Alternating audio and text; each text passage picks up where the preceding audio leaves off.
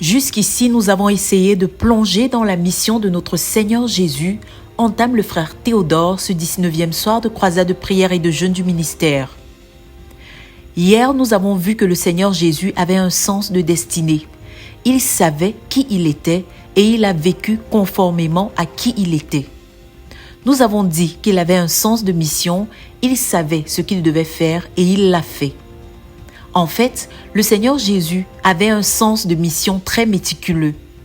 Il savait quoi faire, il l'a planifié et l'a fait effectivement. Matthieu 4, verset 23 à la fin. Dans ce passage, on peut voir ce que Jésus faisait. Il allait de lieu en lieu, enseignant d'abord, prêchant, guérissant, chassant les démons, faisant des disciples, attirant une suite. Matthieu 9, verset 35, Matthieu 11, verset 1. Il enseignait ses disciples, mais après avoir enseigné, il retournait à son travail et à sa mission, de ville en ville, de village en village. Est-ce qu'il connaissait son travail ? Questionne l'orateur. Quand j'étais un jeune croyant, je pensais que Jésus n'avait pas d'emploi de temps, que quand il se réveillait chaque jour, il se déplaçait et résolvait les problèmes qu'il trouvait, qu'il était disposé pour rencontrer tous ceux qui voulaient le rencontrer. Mais le Seigneur n'était pas comme cela.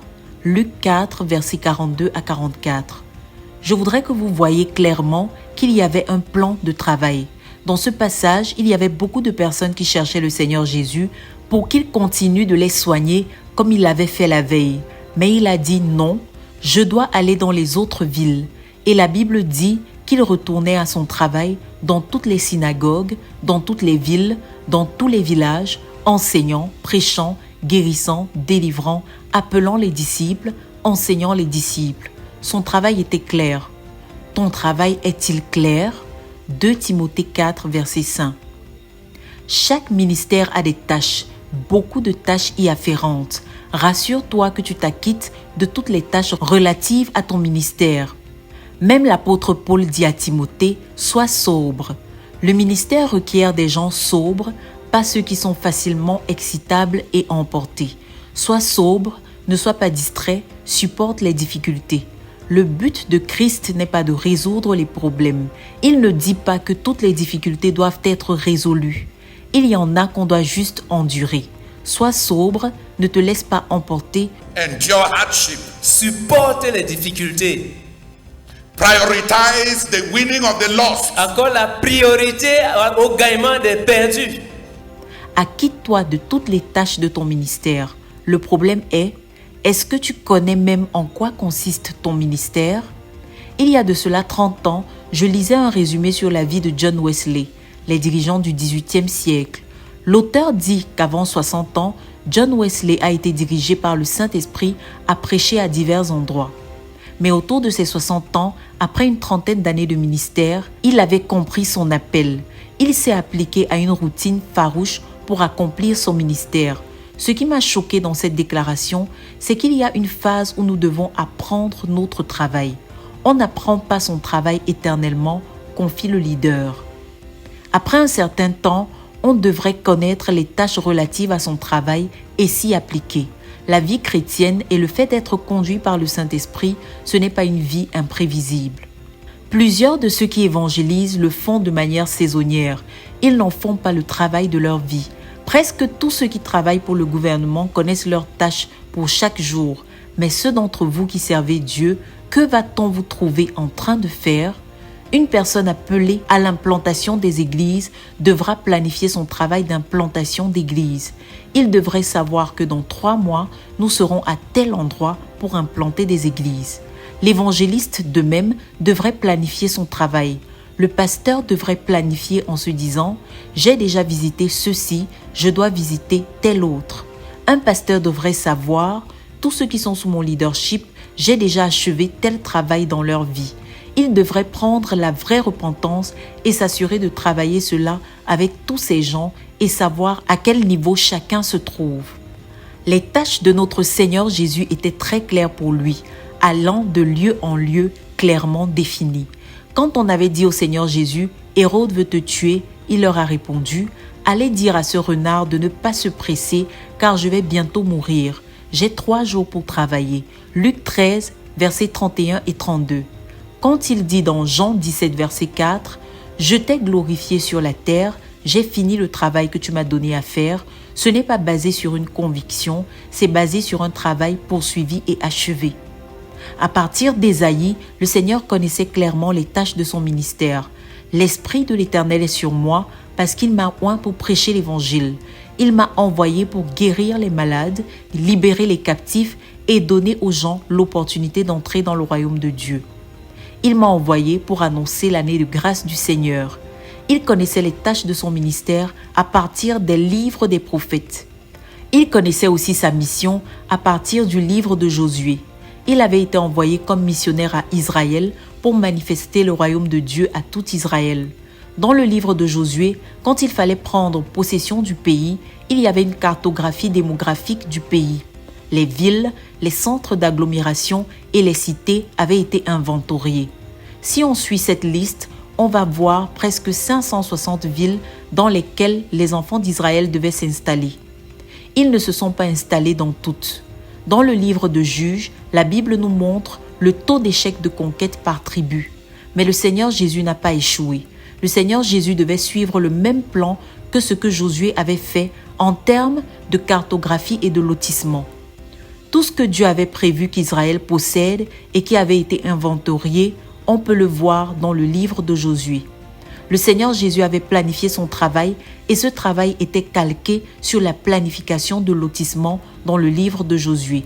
Les enfants d'Israël devaient prendre possession du pays et Jésus, en tant que le missionnaire de Dieu à Israël pour le ramener à Dieu, devait aller dans chaque localité que Dieu avait planifiée.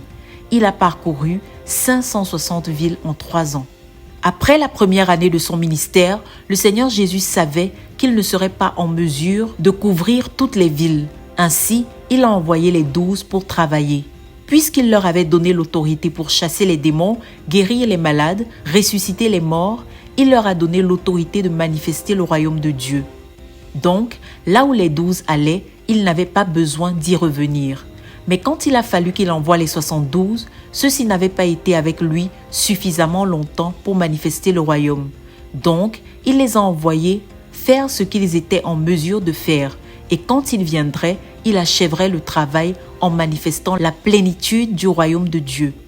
Mais il n'avait pas besoin de revenir là où les 12 étaient allés, car ils avaient maîtrisé tout ce que le Seigneur Jésus voulait faire. Mais le Seigneur Jésus avait achevé, il avait manifesté le Père dans chaque localité que Josué avait lotie.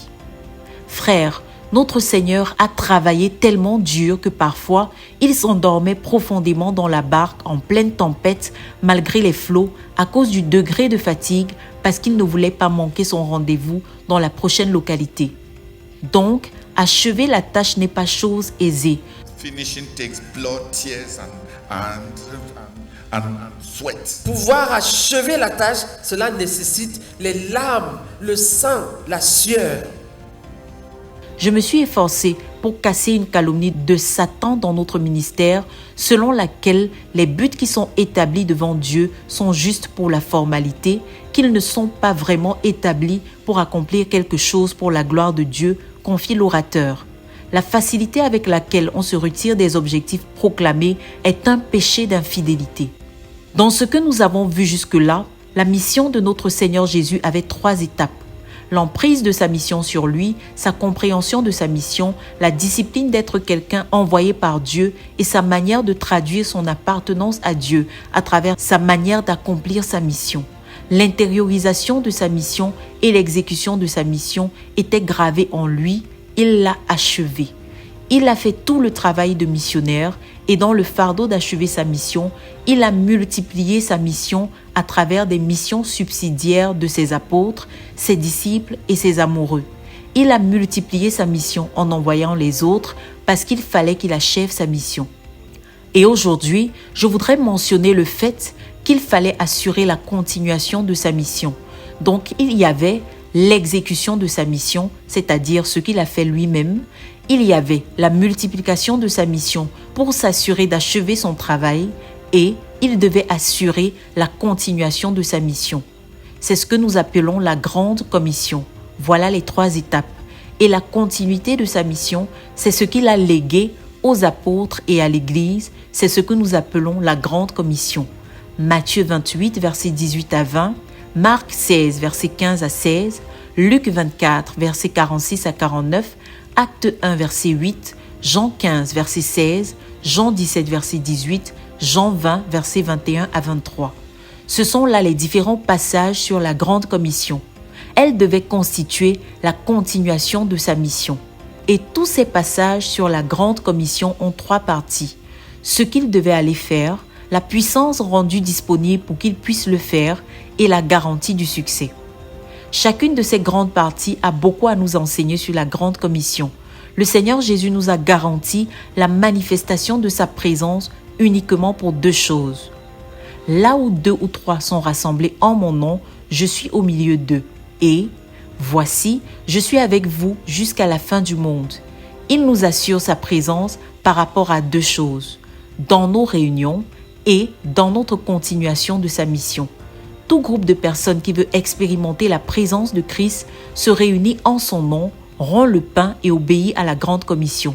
Toute église, toute communauté, tout ministère qui commence à négliger la continuation de la mission de Jésus, leurs membres vont rétrograder et retourner au péché parce que la présence de Jésus sera absente.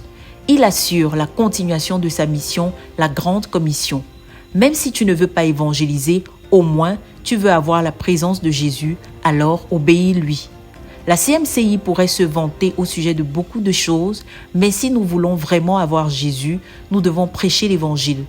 Nous devons continuer à aller pour atteindre les autres familles, individus, villes, quartiers. Si nous continuons à partir, il nous a assuré sa présence. If you are a pastor, Si tu es un pasteur, a disciple maker, un faiseur de disciples, and you don't ensure that your people do the things that will give them Jesus, et tu ne t'assures pas que tes gens fassent les choses qui vont leur donner Jésus, their blood will be on your head. leur sang sera sur ta tête. Chaque faiseur de disciples doit amener ses disciples à prêcher l'Évangile afin qu'ils puissent avoir la présence de Christ et non en vue d'augmenter leurs effectifs. Philémon 1, verset 6. Paul avait dit à Philémon, « Je prie que tu sois très actif dans le fait de partager ta foi aux autres, afin que tu sois toi-même béni de la compréhension des richesses que nous avons en Christ. » On évangélise les autres, premièrement pour notre propre enrichissement, conclut-il avant d'appeler les frères à prier qu'on ne tombe pas dans l'administration, les projets, les réunions, au point d'oublier la mission de Christ.